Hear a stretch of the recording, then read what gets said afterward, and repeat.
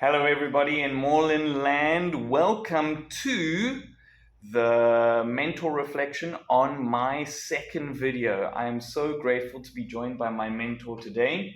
Thank you so much for making the time to come and speak to me. And let me hand it over to you. The privilege and honor is mine. I'm inspired again seeing you teach. There's so many areas in which I learned something and was inspired, frankly. So let's get back to or get down to the three standards that we're addressing. Last time we talked about standard 1 and standard 2, development and differences. Yeah.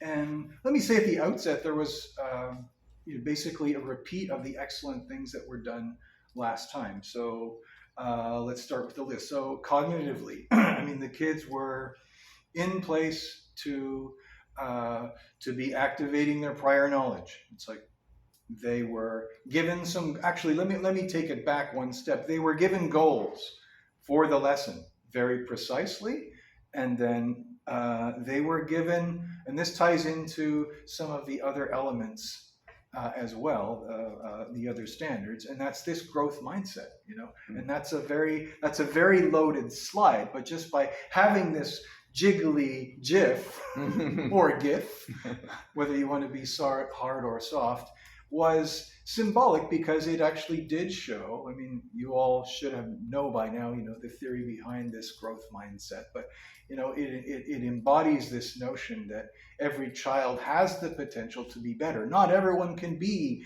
a Curry or a Jordan or an Einstein, but there's always room to move, and everybody around that student is supporting that, specifically the teacher, and also, depending how the class is designed, classmates. So having that there at the beginning was important.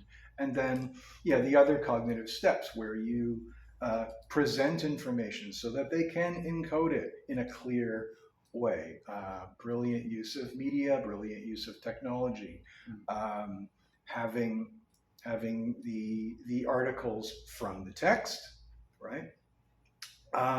Then having the children actually share this information, which ties into the linguistic, ties into the emotional and the social as well, tapping into this learning environment standard where cooperative and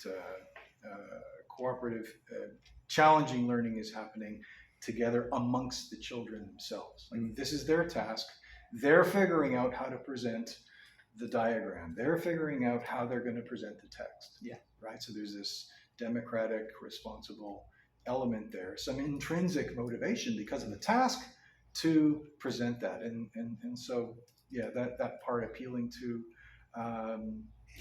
the cognitive needs of the learners and the challenge, the growth that that is there. Growth also defined by just the right amount of challenge that kids feel are out of their comfort zone, but are supported. They can actually get there. So that part was effective. Cognitive linguistic. There's one element, and this could carry over to a couple of the other standards, and that's really one of my only criticisms would just be that with learners who are dealing with academic language, there can be a tendency for teachers to just be satisfied with the oral language that goes on in the classroom, and then quick productive bits that we can use as data for formative assessments. Yeah.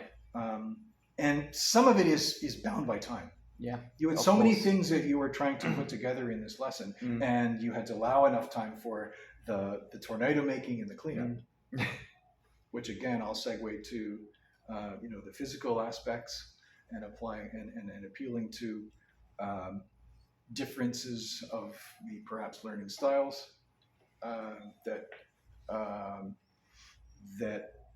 if more time could have been given for more concrete language, Mm. like the exit ticket, Mm. rather than just saying, give me 3 things that you learned. Yeah. Be more specific, give some language structures, Yeah. vocabulary.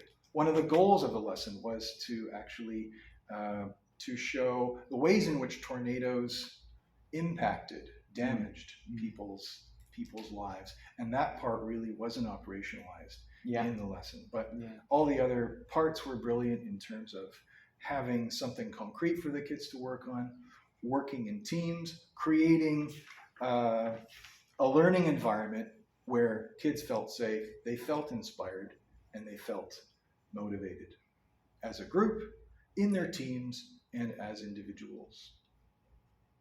So yeah, going forward, maybe working on making some more explicit language-based tasks tied to some of the academic language that the kids would need, and especially in an ELL context. Secondly, integrating other stakeholders like parents perhaps into the lesson plan could be more effective. For example, the kids having to replicate this at home. Yeah. Pretty simple. Everyone's got bottles, everyone's got tape, and then have the kids themselves have parents report on how their kids did, and that could be a beautiful reflection of how effective your teaching was. So a couple of comments, but cheers, I was inspired. It was a very human classroom, and the kids enjoyed being with you, and so yeah, lovely. Well, thank you so much to my mentor. I am so grateful that you are working with me on this endeavor, on this project. So thank you for your time. Thank you for your wise words.